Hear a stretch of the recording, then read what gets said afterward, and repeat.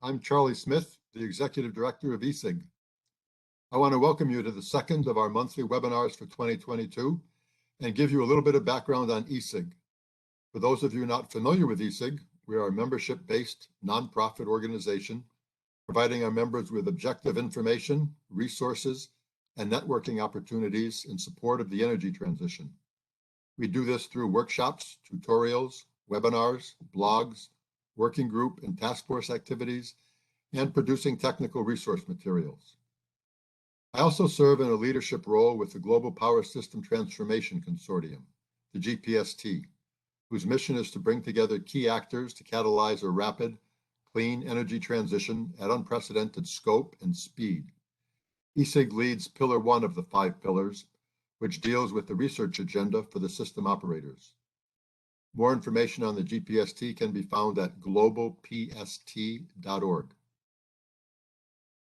We've had quite a busy start to the new year, plotting our course through the COVID and preparing for our spring technical workshop in Tucson, Arizona at the end of March. We're watching the virus situation very closely, but right now we're planning to meet in person.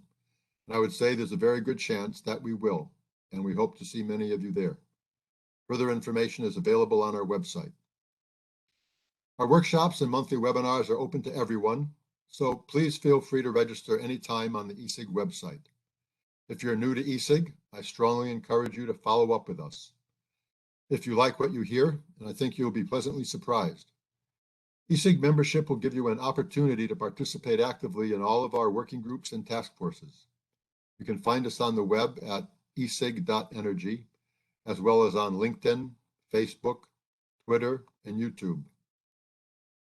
Okay, just a few logistical matters before we get started. First of all, phones will be muted for the duration of the webinar to avoid unnecessary distractions. For the Q&A, we're using the Slido platform. So to ask your questions, please go to slido.com and enter eSig15 as the event code.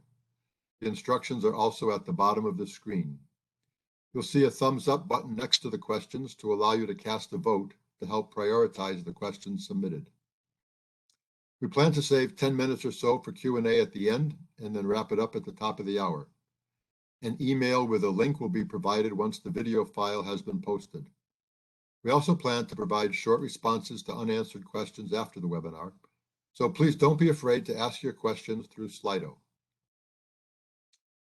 Okay, today's topic will be on an EV smart charging trial conducted by our friends in New Zealand. They're way ahead of us down there, as it's already Wednesday morning and we're still stuck on Tuesday. The webinar will be presented by Steve Heinen and Duncan, both with Vector Limited, New Zealand's largest electricity and gas distributor, which is also one of our members. Steve is Future Network and Planning Manager at Vector. He worked as a researcher at UC Dublin for a while, where he received his PhD in electrical engineering. Steve had the dubious distinction of studying under Professor Mark O'Malley, who is currently the chief scientist at eSig. Steve, you have our condolences. Steve has a really interesting job getting the network ready for the future, whatever it may bring, and he's well prepared. Duncan is the GM for Insights at Vector, where he established the company's data and analytics function, which supports Vector's Symphony strategy. This is a pretty neat program that helps the company prepare for disruptive change by enabling the shift to a more customer-centric energy market, where customers can make, store, trade, and share energy in the move to a decarbonized energy future. I feel very fortunate to have Steve and Duncan here with us today. Even though we have only started working together in the past few years, we already have 46 shared connections on LinkedIn, and I look forward to making more friends in New Zealand. This is one of the very rewarding experiences from working with eSig, developing friendships and sharing experiences with friends and colleagues from around the world. That's something we miss, and one of the reasons we want to get back together in person at eSig meetings. I already consider Steve and Duncan good friends and good friends of eSig, and it's a pleasure working with them. Today's webinar will describe Vector's efforts over the last 2 years to better understand customer behavior and network requirements for at-home EV charging. This has involved an EV smart charging trial with 200 EV owners. and demonstrated that smart charging can successfully integrate EVs into the network while delivering customer satisfaction. They will provide real-world insights and practical advice for strategists, engineers, and other energy professionals around EV network integration based on the findings from their EV smart charging trial. I greatly value Steve and Duncan's contributions to ESIG and the industry, and I look forward to what they have to say. Just a short reminder once again to use Slido at slido.com with the event code of ESIG15 to ask your questions. Okay, without any further ado, let's go ahead and get started. And Steve, I'll now turn it over to you and Duncan. Charlie, just be here for a second while we figure out the technology. Let's start this presentation now. Cool, so that should be all working and up? Yes, it is. Excellent, okay. So thank you everyone for the opportunity to talk to you in this forum. Steve and I are going to talk about the trial we've been running that Charlie was talking to on smart charging.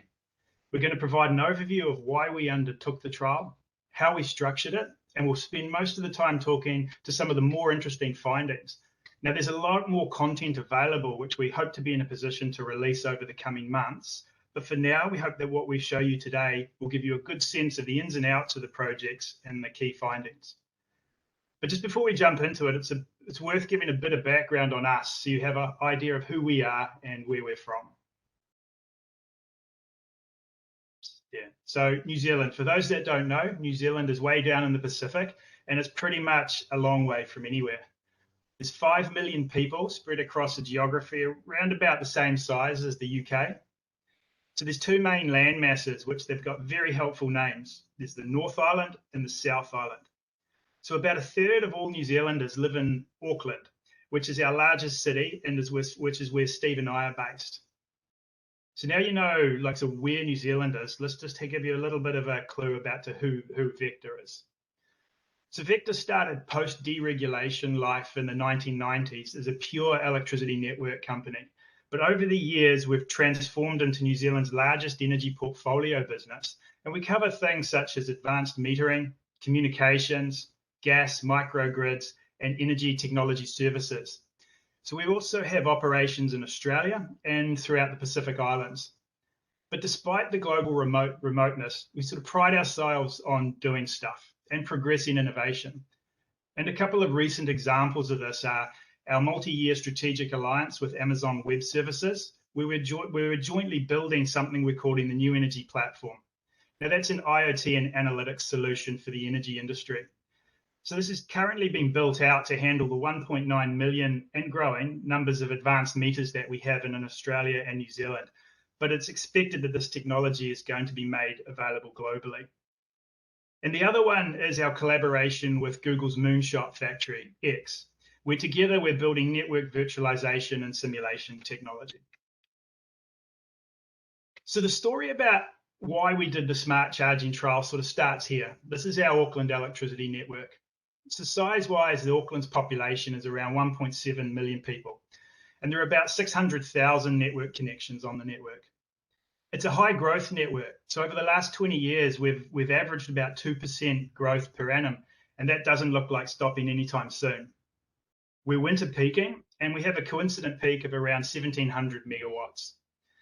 As part of our peak management, we already have a large percentage of residential properties participating in a hot water load management scheme, which we run. So vehicle-wise, Auckland doesn't really have a good public transport system. So we have a high vehicle ownership per capita when compared to other cities. So for a population of 1.7 million people, we have about 1.3 million light passenger vehicles. So this is replicated across the country. And according to Google, New Zealand ranks 4th in the world for the number of vehicles per capita, slightly ahead of the US and just behind Iceland. So in addition, Auckland is sprawling. It's a very big geography. So people drive a lot of miles per annum. So these two facts, they gave us pause. So we wondered to what extent could we rely on overseas data when it comes to modeling the potential impact of EVs on our network, given we have what it looks like a unique set of factors and behaviors. Duncan, sorry, one second. This is Ryan. You've got a gray box covering part of your slide there. It may be the WebEx box. Oh no, it will be it's looking okay outside. I'll go back and then Put it. Thank you. Yeah. Is that working? Yes. Okay, sorry about that. So if I just go back, so simply put, there's a lot of vehicles in Auckland, and if a lot of them are converted to electricity, we know that this will have an impact on the network. So internally, we've developed a granular customer scenario model that lets us look at this type of thing, and we can build it from the customer all the way back up the network. So the first thing we need to do, we need to run the numbers to start understanding the impact of EV. So starting with our current network peak of the 1700 megawatts, we looked for data to model the specific impact of EV on the Auckland network. So most of the data out there on the effects of EV charging is very generic, and it's useful for directional purposes only. It's not clear how reliable this would be if we wanted to use it for network planning, particularly at the MV and the LV level. We were also concerned that the data we could find did not consider the New Zealand situation or reflect the behaviours of our people. That's when we knew that the first objective of any study we were to do had to be to build an empirical data set of how Auckland consumers currently charge their vehicles when at home, and to quantify that impact of that charging on the network, but at the consumer level. So using the best data we could source, we started running our models to look out to 2050 to see how demand might evolve with EV. So this light blue bar, it shows the estimated network demand in 2050 from one possible future, and it illustrates the size of the additional peak demand that could be caused by EV charging. It is substantial. It's over 2 times what our current network peak is. So we then went about modeling what the potential benefits of shifting large amounts of this new EV demand out to off-peak periods could look like. But this, however, was based on a completely untested set of assumptions that most vehicles would be under some form of management, either active, meaning that someone was doing it for them, or passive, meaning they did it themselves. So the benefits of this EV load being shifted to off-peak periods is shown in the green box. Now, the modelling was easy, but of concern to us was that there was no quantitative or qualitative data to indicate that it was possible to get consumers to agree to shift this load. And there was also nothing to indicate that this would be applicable to the entire population. So put simply, is how many people would actually be willing or even able to shift their charging times once they had an EV. So although there were limitations with this type of modelling, the process highlighted 3 things to us which influenced the Smart Charging project. Firstly, we had confirmed that there was likely to be a significant benefit to being able to shift the load. And when you look at the long-term impacts of having to reinforce the network, this is material. So despite our concerns regarding the quality of the inputs, even if we halved the benefits, the size of the prize is still material. So we knew that we needed to progress our understanding. And given the potential different localized impacts on the network that we were seeing which could arise, the lack of good data on EV charging created a risk for us that we might not be seeing the true picture, especially at the LV level. And therefore, we might not be taking the right actions. We needed to get reliable data on EV users, and we needed to fill the gaps we were seeing in the international data sets, especially around the inherent diversity in EV charging loads as more consumers started to come on to a feeder. So thirdly, despite the technology already being readily available to manage consumer EV charging and a few targeted time of use prices that are in the market, there is limited info on the effectiveness of this or whether it is possible to do so in a way in which consumers would accept. So if I put this another way, if we think that smart charging is going to play a significant role in the new energy future, does the industry have enough consumer-based understanding so as not to create a negative sentiment or a false start? Like, after all, there's many examples of good ideas that have not got off the ground because they haven't thought about the customer proposition. Now, in our industry, I think smart meters are a good example of this, with some jurisdictions shooting themselves in the foot by not taking a customer-centered view on deployment or showing how they will benefit consumers. So this has resulted in some jurisdictions finding fierce opposition to their implementation. So with that in mind, our smart charging trial has 3 main outcomes baked into it. Firstly, we want to obtain a baseline understanding of how Auckland consumers currently charge their vehicles when at home and we want to be able to quantify this impact at the connection level. Secondly, we want to quantify the actual benefits from being able to optimize or shape EV charging at the connection level and start to understand the differences between consumers. Now, focusing on consumers, we also wanted to identify and understand their values and preference sets around EV charging. We want to test whether it's possible to do smart charging optimization in such a way as not to negatively impact the customer experience. So in reality, our smart charging project is about real data and about real people. Now, thinking about the people, let's just take a minute to talk about our trialists. So at the beginning, we were concerned about how hard it might be to get people to participate in the trial. It turns out that we didn't have to worry. Within a week of placing a Facebook post looking for participants, we were heavily oversubscribed. Trialist selection we undertook was very thorough. It was a combination of detailed surveying and site visits. So we were looking for as much diversity amongst participants as possible. And this covered the usual things such as socio-demographics, as well as things like the type of vehicle and distance travel. But given New Zealand is still an early adopter phase of EV, we've sort of got about as good a mix of people and cars as we can hope for at this stage, but it's definitely not indicative of the general population or what's to come. So in New Zealand, early adopters tend to be in the higher socioeconomic bracket. They have higher levels of education, and they also tend to have a better understanding of energy matters and be more engaged in the space. So what I want to reiterate here is that this trial is not a one-off, and it can't be a one-off. We need to keep updating our understanding of the needs, the preferences and behaviours of EV users as adoption becomes more ubiquitous and the population of EV users starts to reflect more general society. So it's worth noting also that we engage very often with the trialists throughout the project, and we've built up a wealth of information regarding why they have EVs, how they use them, general preferences and values regarding transportation and charging infrastructure. So whilst it's not the topic of today, we're hoping to be able to release a lot more of this information at a later stage because it's incredibly useful. So turning now to the equipment and the setup, so I'm going to give a brief rundown of what we used and how we did that. So Vector is ultimately technology agnostic, but we had to pick a product to undertake our trial. So after a fairly robust selection process, we landed on a 7 kilowatt smart charging unit from a company called EVNex. So a key consideration to us was that their products use open standards and comms protocols. So they had an already established and approved smart product that fit our specs. And this also included a customer app, which is important to us because during the project, we wanted to make sure that the trialists had as much transparency as possible about what we were doing.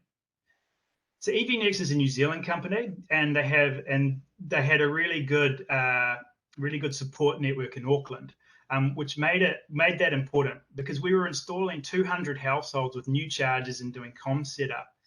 So when we ran into the inevitable niggles, it was really good to have that local presence there so we could start the ball rolling with having the consumers having a really good experience right from the outset. So the images on the slide of the chargers there, that's two of our more interesting setups. These are both on a populated island in Auckland City. And there's a lot of bush and it's fairly remote. But what this shows is we had a real mix of setups. We had some indoor setups, outdoor setups, and we had some undercover. So the last thing I'm going to talk to before I hand over to Steve is just a little bit about how the setup was done. So this is just a very simple representation of what we used. So there's three main parts. So on the left, we've got Vector Systems. In the middle, we have the EVNex's platform. And on the third part is we have the smart meter chargers themselves. So what happened in practice is we would get what the data we needed from the smart chargers, bring it into Vector Systems. We would run the optimization algorithms to determine what we wanted each charger to do. And then we would push those instructions back out to the individual chargers. So users can also access their smart chargers, as I said before, via an app. So that enabled them to see current status, historical loads, and trends. So that's the overview of why we started the smart charging trial, and how we've set it up. So I'm now going to hand over to Steve, who will talk about some of our findings. Thank you, Duncan. So with this philosophy in mind, we left our voices at the door and set off on our journey across Auckland. Our focus was on observing customers, real customers that is, testing managed charging to get customer feedback, and only then aiming to optimize for network outcomes. So this essentially means that we did not have a linear plan set in stone at the start, but rather an iterative design framework. On step 1, we only focused on observing reference charging behavior. On step 2, we managed the load during the peak times to identify how customers were affected. Here we throttled no lower than 20% of the charger output, as we wanted to guarantee a minimum service. For other customers, we used 35%, which corresponds to what a customer gets from a walled socket. So if you just plug it into the wall. Step 3, after we received all these learnings and that feedback from real customers, we then considered whole household load, so including EV and other residential load, and we developed smart algorithms to minimize network impacts while maintaining customer satisfaction. We designed 2 algorithms. Static, which has perfect foresight 1 day ahead, so it considers each customer's typical EV load profile and optimizes over a full evening window. Dynamic, on the other hand, optimizes only for the next 20-minute window, but it benefits from real-time information on the charger about who's connected. So let's start going. First phase, what did we observe about customers' reference charging behavior? First, we looked at plug-in times throughout the day, which is represented here on a kind of histogram. We identified 3 types of charging behavior based on total connection duration. So at the top, you have the daytime chargers. These are connected for less than 5 hours.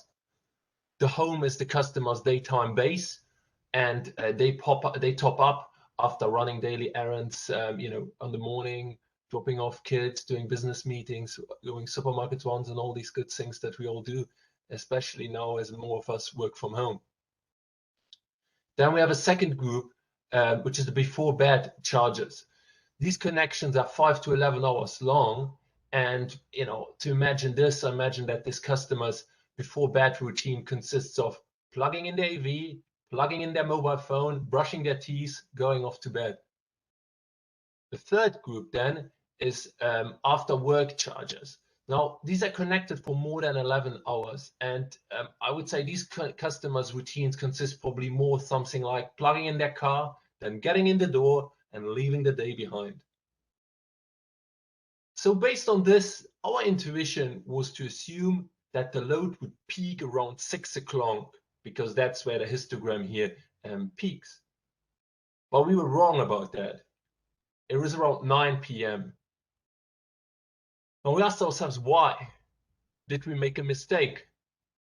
Were the chargers faulty? So it turns out everything was fine. It was one of our customers that saved us, as he explained that he was using the EV onboard timer to delay his charge, and he had heard that off-peak charging was better for the wallet and the planet. So these onboard timers, they're available on each model. This can be first generation Nissan Leaf up to the latest Tesla. You can all schedule your charge on your car. So this was, so we knew now that we were onto something. And it turned actually out that delaying the charge using the onboard timer was a thing for many customers. So the dark blue bars here highlight the charging sessions that were delayed with the EV onboard timer. Now, as you can see, it is particularly a thing for the bottom group, so the ones that I called before after work chargers, as they really like to leave the day behind, but also really like to know that they are doing the right thing. Now, the challenge or the risk here is that if you imagine that all the dark blue is delayed so that it comes on simultaneously around 9, 10 o'clock when the before bed chargers also connect, then you understand why we've observed a peak at that time. Now, we were keen to understand the reasons why customers use the onboard timer between 9 and 10. And we found that, one of the reasons was price incentive time of use, retail price plans. But as Duncan previously said, there are only 60% that are definitely not on such a plan. We realized that another reason is vector communication, specifically about our hot water load control program, which describes the electricity peak as between 5 and 9 p.m. You can just Google it yourself by putting something like, vector Auckland peak electricity, and you'll find lots of things that we as a company have said about that being the peak. So many customers assume that just after 9, there's no more problem here. Finally, and this was obviously the most eye-opening or most surprise to us, we realized that not 10 p.m. is the default value in many EVs that are delivered to the customers. So if you don't know it any better, you just use what's given to you as customer. So for us, this is a really clear message to us as an industry, not just us as a company, that we need to engage here with car manufacturers as well and collaborate around the customer experience, because I think it's always also true that lots of the car manufacturing companies are experts at providing a great customer experience using your touchscreen display and all the good things on your car. So the car is an important feature of this, and we should more and more take holistic view to include this. All right, let's go to the next point, because what is clear now is connecting does not mean charging. So let's see also what the difference is between actually being connected and actually being actively drawing electricity. So while most EVs are only actively charging or drawing for electricity from the network for less than 4 hours, which is shown in blue here, they are connected for much longer. So this means that there's lots of flexibility to shift demand. This is indicated in green. It's all where the vehicle remains connected, but it's not doing anything. So just to clarify, this is, this graph here, it's kind of like it represents all our charging sessions ordered by connection duration, and so it shows you also distribution about the connection time. So that's good. So there is flexibility. But so let's look at this question about how did EVs affect the network?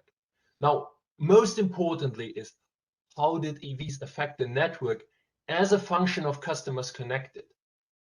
This is so critical, given that as the numbers of customers on a network asset is reduced, the after diversity maximum demand increases, as it becomes statistically more likely that the customer behavior is more aligned and that they charge at the same time. In other words, within a small group, it is statistically more likely that all come home at the same time and plug in. So the good thing is that the granular EV charging data that we have received from the charger allowed us to construct a diversity curve. This is what you have in front of you here. So let's look a little bit closer about what this graph is actually telling us. So at a level of the network with 100 EVs, so that's all the way on your right-hand side here. This is where you have the medium voltage network starts probably, and the diversity curve stayed flat from here. So this also affects generation, high voltage, all the good things. So you see here that one charger only accounts for 1 kilowatt during the peak. So essentially, you'll need a network that is 100 times 1 kilowatt, 100 kilowatt of capacity. Now, if we move to the left, where for us we'll move definitely to our more urban LV levels, our urban LV network, all the way to probably more rural LV networks. Just look here as an example for 10 chargers.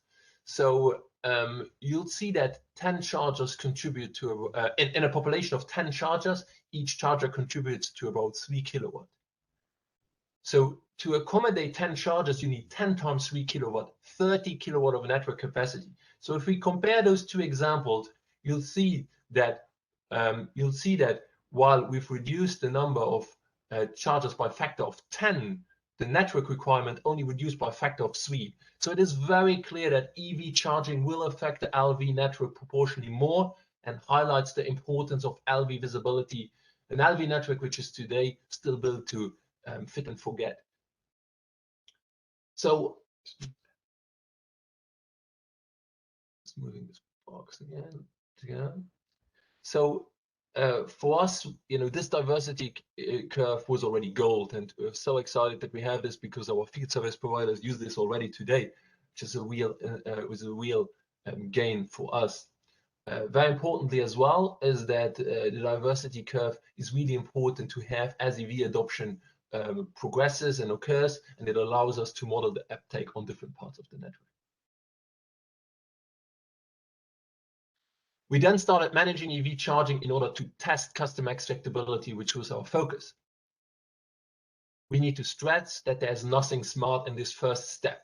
We just purely throttled the load down between 5 and 9 p.m. So it's more like a dumb charging.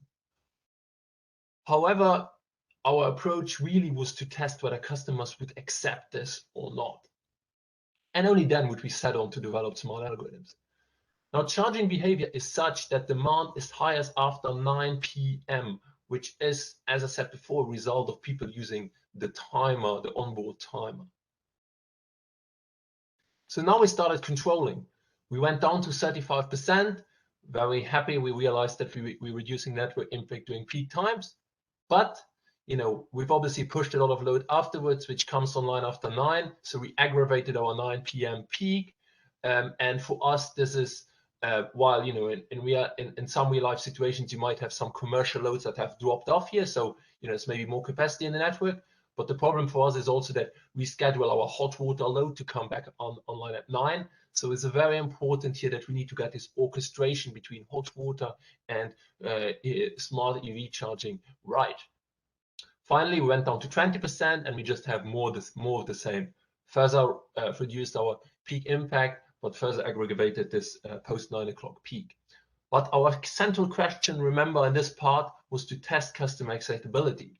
So we were in continuous contact with customers, and our general customer satisfaction score came essentially back unaffected from the level of charging management. This has been amazing for us and a real positive encouragement to know that customers were actually on board, or at least in many cases didn't even realize that anything was happening. Of course, there were the type of customer highly engaged who would message us regularly and ask, and every day we did something to make sure that this is what was intended. So also a big shout out to these customers, because we learned a lot from those interactions as well. We moved into our final phase here, which is that based on these learnings, we were going to build algorithms to ensure at the same time efficient network integration while maintaining customer satisfaction.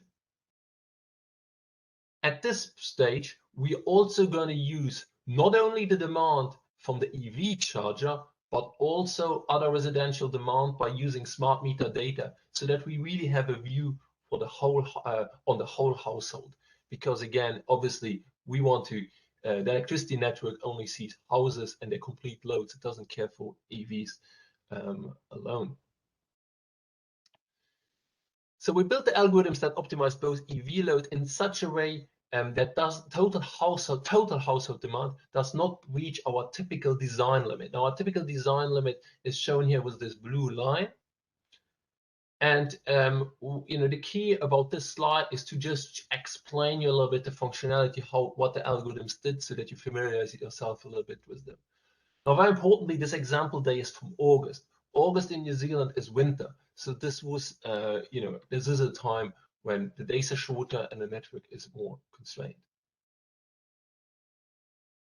So our uncontrolled group, you can see here that there was a really nice breach between 6 and 8 p.m. Now, if we take our first algorithm, the static, which defines an optimal day ahead schedule based on each customer's typical demand and requirement, we see that the resulting schedule from this optimization is being sent to the charger and set the appropriate values before the vehicle connects. So we'll see it as a result of this applying the static algorithm. We see a much smaller breach, but we still see a small breach, which we highlighted in red here at the end. Finally, we used as an example here our dynamic algorithm. The dynamic algorithm picks up actual connection information and then every 20 minutes optimized based on who's connected for the next 20 minutes. In both algorithms, we make sure that the customer gets at least the same amount of energy before midnight as he would in the uncontrolled way. So making our job deliberately hard here, we want to avoid the easy way out of just putting the whole chart after midnight, which is obviously something that some people envisage. But we felt that it was not in line with us, our kind of customer focus on giving high quality service. So in our control logic here, we look at breaches throughout the whole evening from 5 p.m. to midnight. Now, in most situations, our network peak is only between 5 and 9 p.m. As residential load, while residential load is still high, commercial load has dropped off then. So this slide only looks at one date. Now I'm going to move over to the next slide to really analyze how this algorithms performed over a whole 9-week period that we've applied those specific algorithms.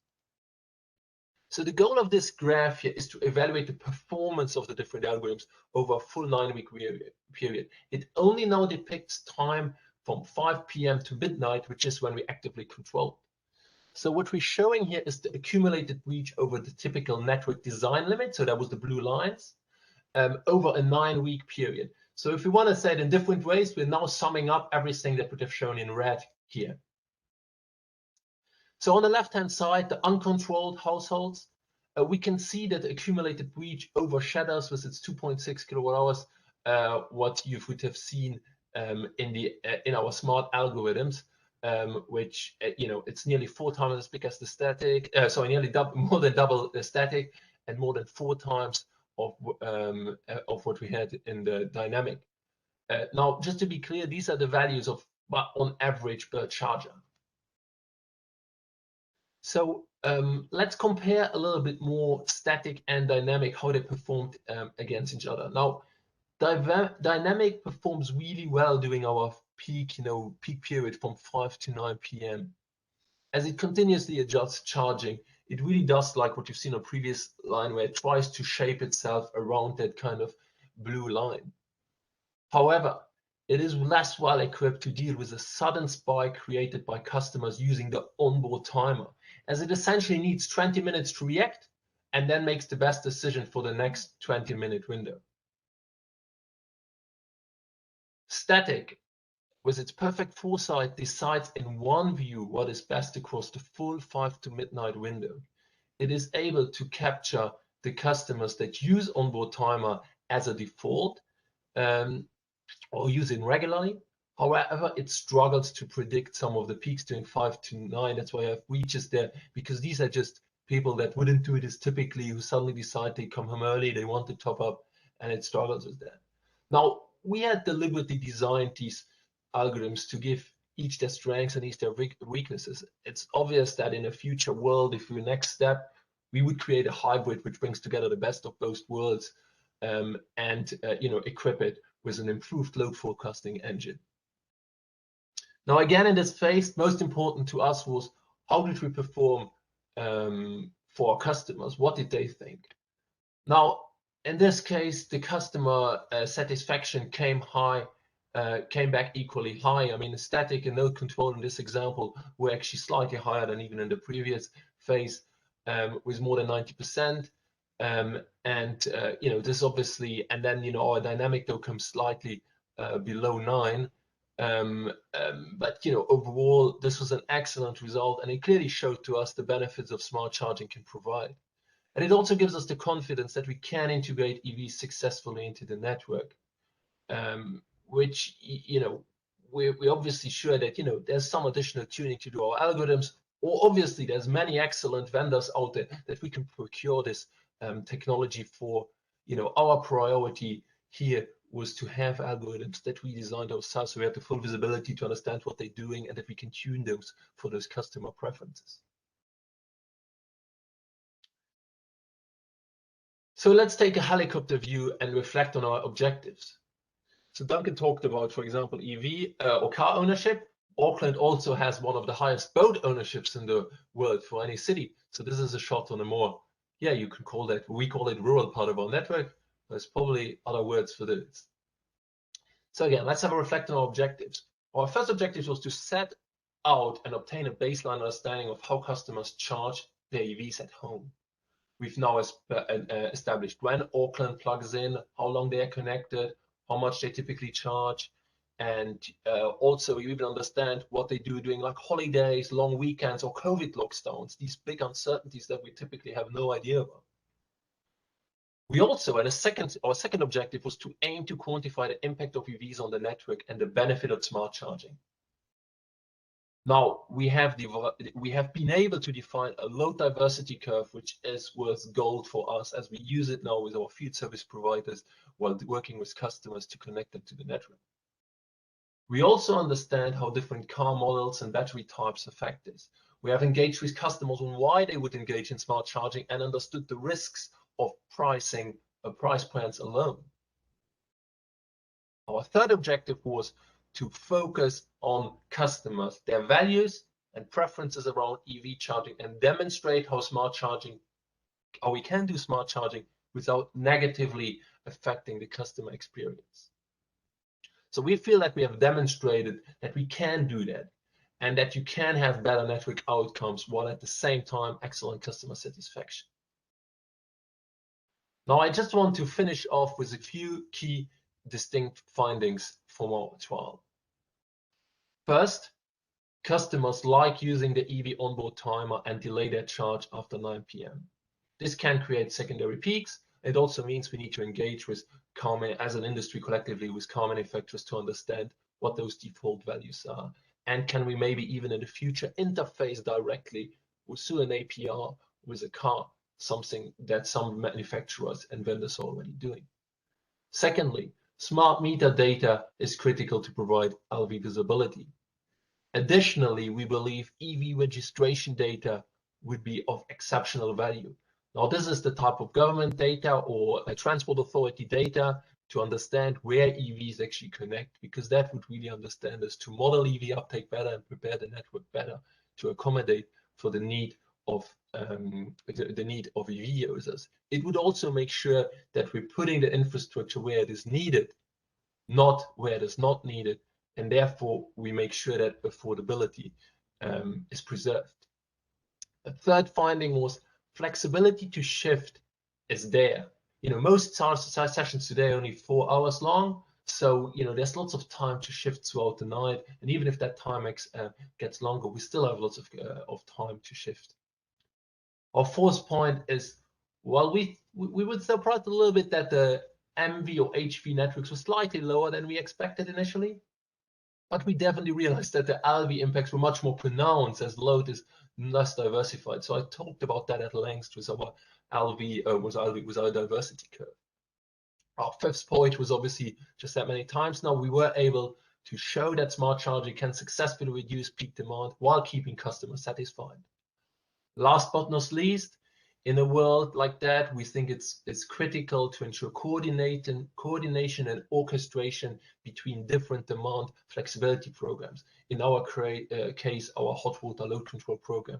As previously shown, we need to make sure that we don't have to make sure that these two resources are aligned, and I think it's critical to have that coordination. So from here on, we're going to make sure we continue to integrate those findings into our business's process and really deliver better outcomes for our customers. So I'm going to stop here. Thank you already for your attention, and we're happy to have questions, obviously through Slido with Charlie, and also open to get questions by email in a further stage if we want to. Thank you. Okay, thank you, Steve and Duncan. That was really a interesting tour through some pretty good new learnings for how people respond to the EV charging signals. It brought up one point. I just saw my new IEEE Spectrum magazine today. I don't know if you've seen it yet or not, but there was a story in there. It was from, I think, people that had engaged primarily in internet-based or communications network packet switching devices or algorithms, and they had a packet switching sort of algorithm for EV charging that they put forward, where they would, it was an autonomous sort of local control, or not much control, but an autonomous control kind of thing, where they had maybe 5-minute packets of energy that were available. If you were, depending on the priority of your need, you could say, I need a 5-minute packet now, or I don't need one now, or I have a different sense of urgency, and the network would kind of activate, short bursts of charging for different people with different priorities of need. Have you seen anything like that, or has that come across your desk anywhere, or is that something for the future?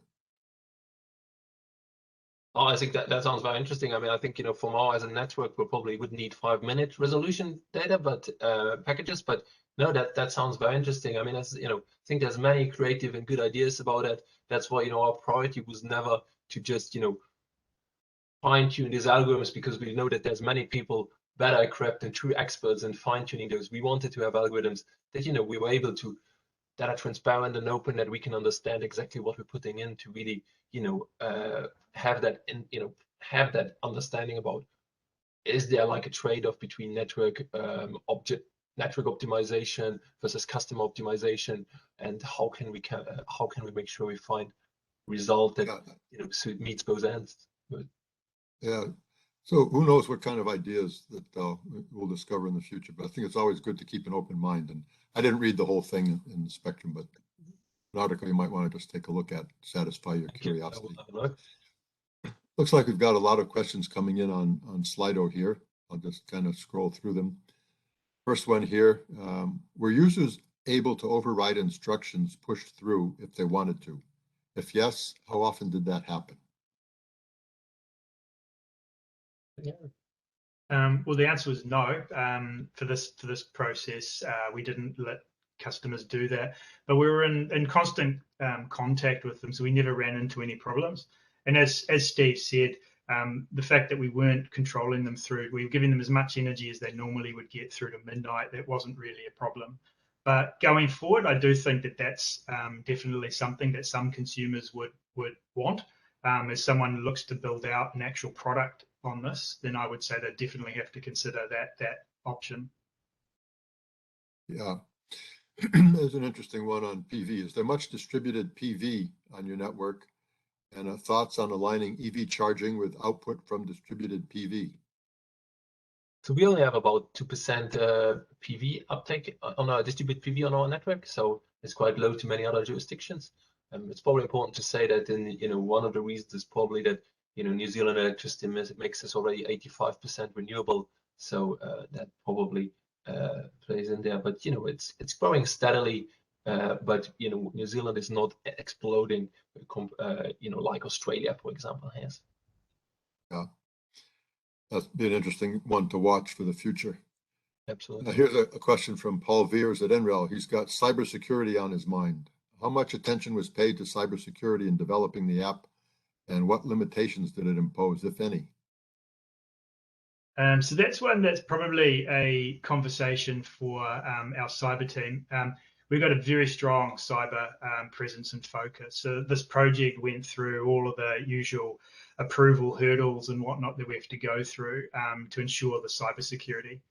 Victor in particular has probably got New Zealand's leading cybersecurity protection, particularly for the energy networks, and we provide cyber protection to some other companies as well. So I would say that it was strong, given anytime we do anything at the company, we have to go through our cyber team.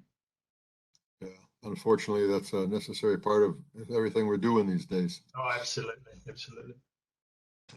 Next question. I'm glad you emphasized the fact we're still dealing with early adopters. To what extent do you think home charging itself is likely to become less dominant? That's a great question, and one that we've had lots of internal debate about. Like I'm of the view that I just don't see that changing petrol engines to electric ones, you'll get the same outcomes. And I also think that there will be a lot of people charging at home, but in Auckland, the whole city is changing, particularly in the housing. So we've got a lot of properties which don't have off-street parking, so they have to park on the road. And we've also got a lot of cars per house. So we were debating about whether to show you a picture of a new suburb where there's probably 3 to 4 cars parked in the driveway at most properties. I think it's going to be a mix, but I wouldn't bet the farm on saying that home's going to be the place to charge. I would say at the moment there's a strong indications that it's going to play a big role, but I take all of this with a pinch of salt and say we need to keep monitoring it and we need to keep watching. It's the same question as to how many homes are actually going to have these 7 kilowatt chargers. I just don't know. Right. I think that that question does have some interesting implications depending on what kind of charging infrastructure may be required if you get a whole lot of cars wanting to charge at the same place at the same time. Yeah, I think the biggest risk that we talk about is we had a storm, a cyclone come through the other day, and there's good warnings now. So I'm just wondering whether if, in the middle of the day you start getting these warnings that there could be large power outages, whether everyone with an EV suddenly turns those on and becoming prepared.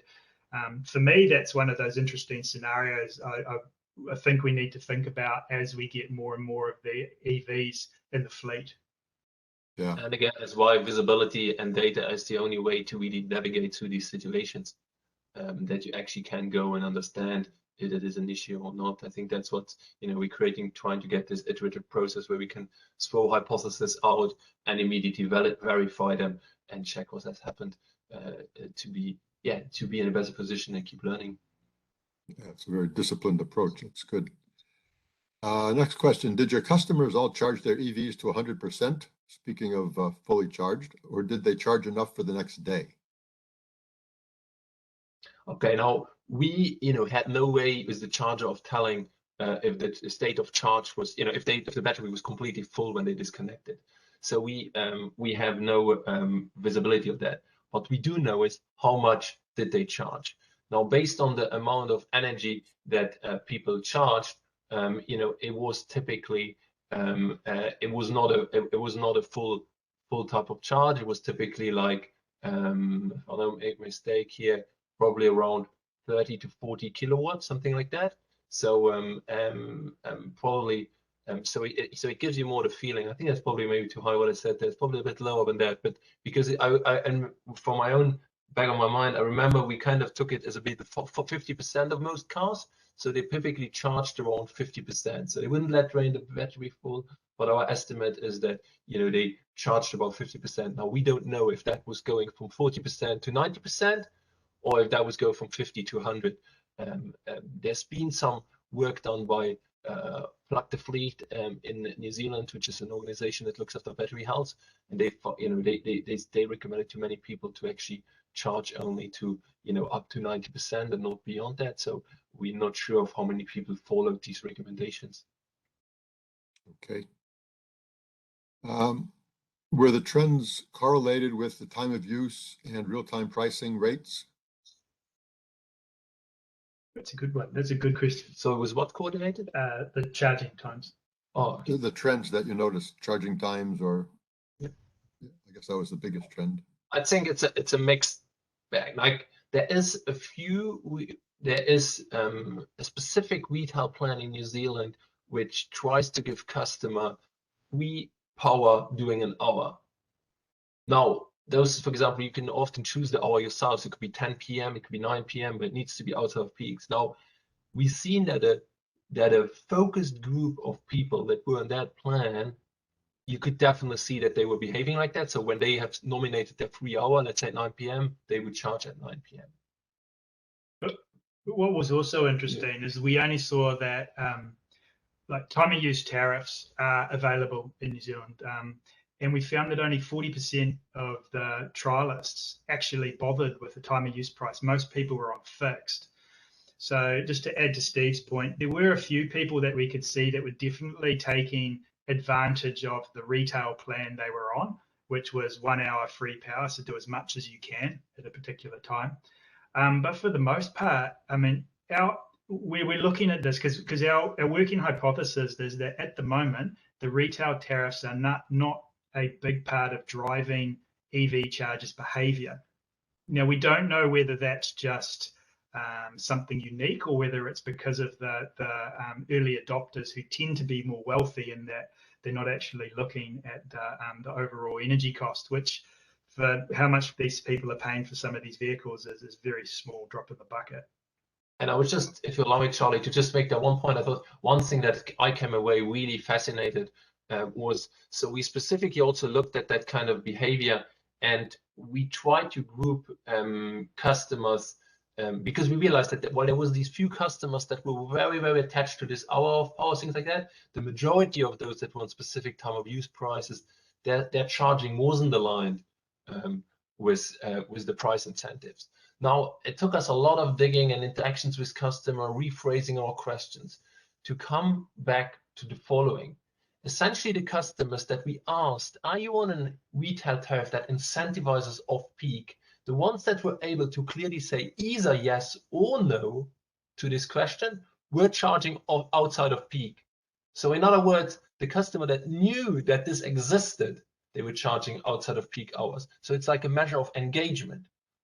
While you had the customers that just told us, I don't know what you're talking about. What is a price plan that incentivizes? What is a time of use tariff? What is charging outside peak hours? They were the ones that were charging bang on peak. So I thought for me that was eye-opening, because obviously I've read a lot of research that shows how people respond to prices, but I've never really heard people say, well, it's actually if customers simply know that something like off-peak pricing exists, whether they are on such a plan or not, that is basically the driver which would decide whether they go off-peak or on-peak. You'll have to find them and give them a good customer award. Yeah. But it stresses the point that education and awareness. So again, even if you weren't on the tariff, if you knew what the peak was, and people would respond to that and act in we'll call it a socially responsible way. So education, that's on our list. Education and awareness and transparency is something that we do know would benefit, in particular, New Zealand consumers as we move through the energy transition, because there is a low level of engagement. Many people don't even understand the industry structure, let alone everything that's going on. Yeah, it's a pretty interesting insight. Here's one from Andrew Larkins. With your diversity curve, have you considered reduction in diversity after a long power outage, which could give low voltage LV load? It's loss of diversity after an outage. Yeah, so I think that is why, I think we'll, we've seen that a little bit already with the timers. I guess that synchronization of the load. Now I think, the outage is another really excellent question of that. And, as Duncan pointed out, I mean, we already, outages and, storms was already a concern. And, it's, for example, today we using hot water to bring customers back on after an outage to avoid that synchronization of the load. So it's again the kind of thing where, as a network company, EVs can either be a resource for us or they can be a problem. Now, so that's why we're so interested to make them a resource rather than a problem, because as you said, it's really we have this experience by the hot water load control program of using using hot water to progressively bring on customers as an outage, which on the flip side of this, the fact that we have hot water to bring up customers means that we improve our reliability performance, and actually lower our SAIDI and SAFE numbers. So it's a really important tool for us already, and we'd actually love to have EVs to be and managed EVs and smart charging to be a solution to bring on customers. Because as he rightly pointed out, otherwise, that synchronization of the load all hitting on at the same time of an outage will mean, in practice, if we can't control them, that we need to go way slower, keep them on longer, and that means longer outages, less reliability, less safe. So we really think that is not a good way to do things. But we'll need to see how much we can engage with our customers to make sure our value proposition is clear. So could I just add to that, in terms of understanding all of this, that's why we're spending so much effort obtaining and analysing the half-hourly data and the loads. So over time, I will see, as we understand where more of these EVs are and we have more understanding of their loads, we will monitor them through outages and through all of these things so we can build up an understanding.